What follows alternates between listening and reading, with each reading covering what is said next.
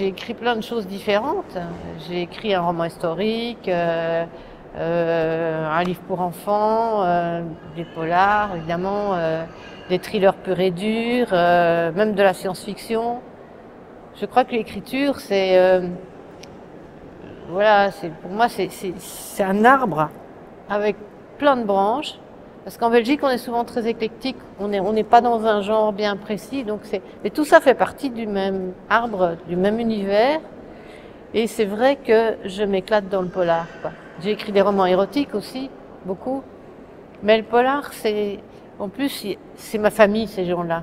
J'adore mes potes du polar que je côtoie à des tas de festivals depuis longtemps et j'ai besoin de les voir voilà, je me sens bien avec eux parce que c'est des bons vivants, quoi.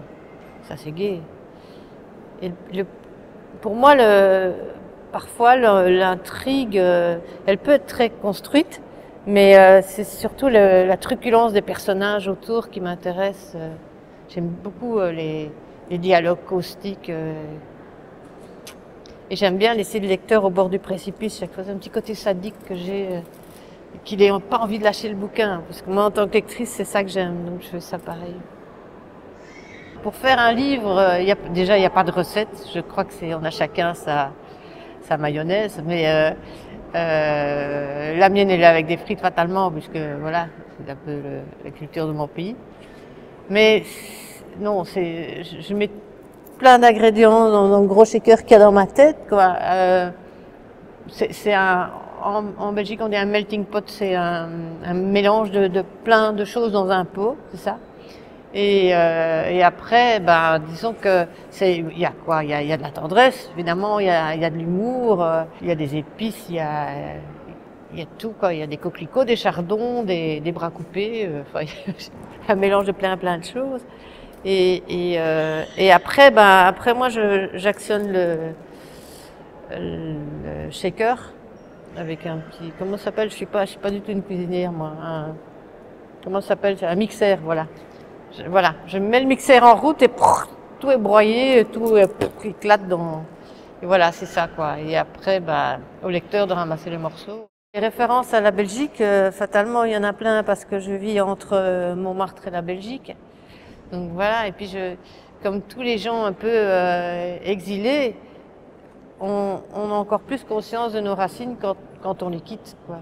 Voilà. Je les ai jamais vraiment quittées, mais habitant un autre lieu. Comme référence à la Belgique, il y a Pandore déjà, qui est une ville imaginaire en référence à Magritte, à la boîte à Pandore. Magritte étant un de mes grands amours en peinture avec Léon Spiliart.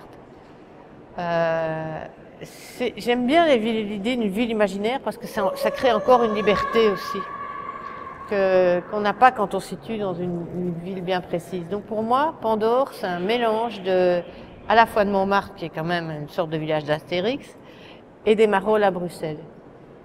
Et de certains coins de Liège. C'est un mélange de toute cette âme que j'aime bien, là. Sinon, mes personnages, ils parlent comme les Belges.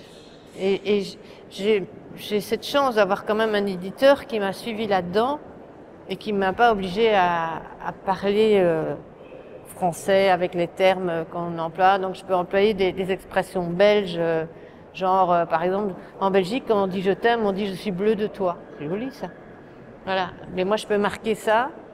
Et parfois si les choses sont peut-être plus spécifiques à comprendre, on met une petite explication en bas de la page, quoi. Mais en général les Français ici me disent ça fait partie de la langue, c'est savoureux. C'est comme quand Pagnol, il écrivait avec son accent.